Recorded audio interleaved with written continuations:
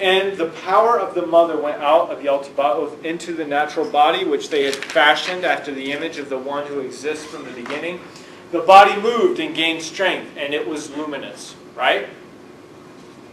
It was dark until it had some light put in it, and then it became luminous. And in that moment, the rest of the powers became jealous, for he had come into being through all of them, and they had given their power to the man, and his intelligence was greater than that of those who had made him, and greater than that of the chief archon. Okay, so this is what happens, right? Yaldabaoth, the angels and demons, they're like, blow something into him, blow something into him. So he does some CPR, blows some of the light into him that was given to him by Sophia. Sophia passed it to Yaldabaoth. Yaldabaoth passes it on to Adam. And then he comes to life. And then they're jealous because they're like, crap, we could have had that. Why did you give it to him? Why did he give it to him? Because he's ignorant. It says over and over again that he's ignorant. Now they're jealous. And what do they do in their jealousy?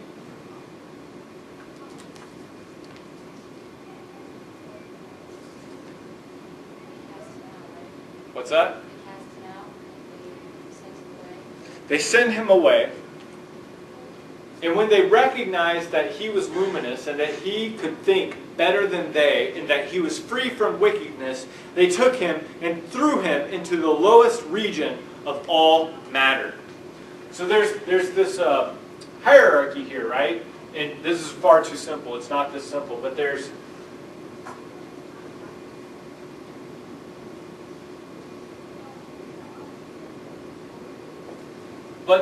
at least a level of spirit world and there's a material world, and they take Adam and they throw him down into the material world, and not just the material world, but the lowest level.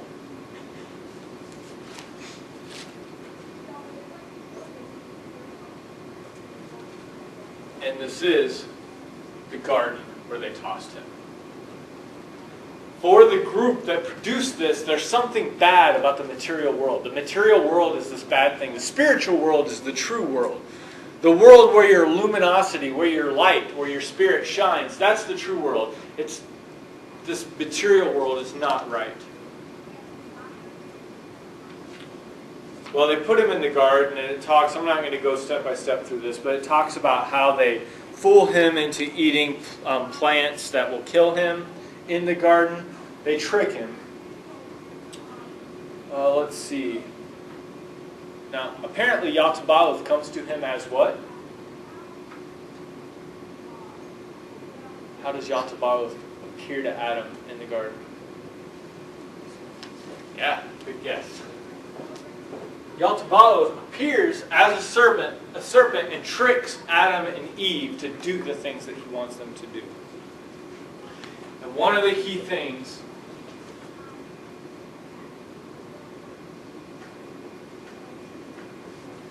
and it's said over and over and over again, is forgetfulness. Adam forgets that he has this light, that he has this spirit inside of him, and all he sees is the material world. And that's linked to his forgetfulness. This is what he forgets, and this is all that he can remember is the material world.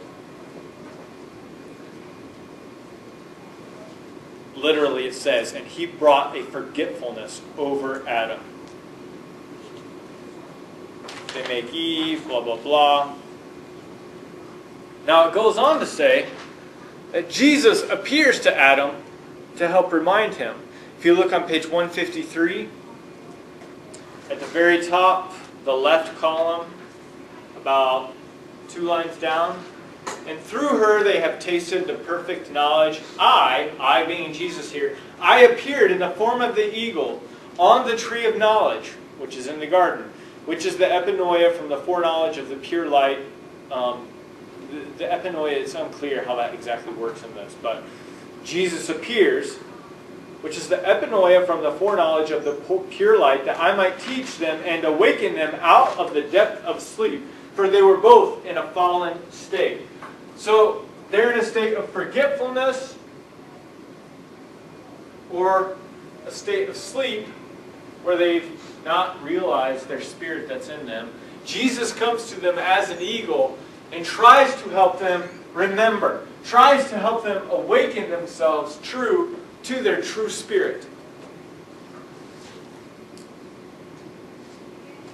However, Yaltabaoth and his buddies made Adam drink from the water of forgetfulness.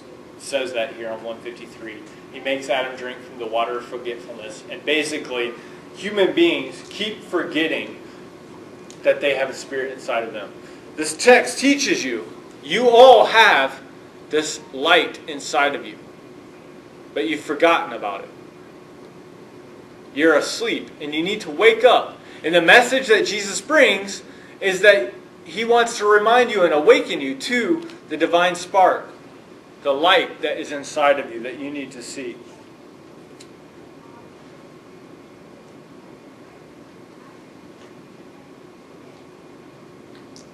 The end of this is kind of unclear, but apparently there's this ongoing relationship between the forces of like Yaltabaoth, who keeps wanting you to forget that you have this divine spark. It's Jesus who comes to teach you, yes, you do have this divine spark. You do have a divine light inside of you. There's this ongoing back and forth between the forces that are trying to get you to forget and Jesus who's trying to get you to remember. And it's a bit apocalyptic. The people who never remember may be thrown into an eon where they will be tortured and punished with eternal punishment. So the text tells you, you need to remember that you have this divine light inside of you. Because if you don't, you could be tortured forever. You could be thrown into hell.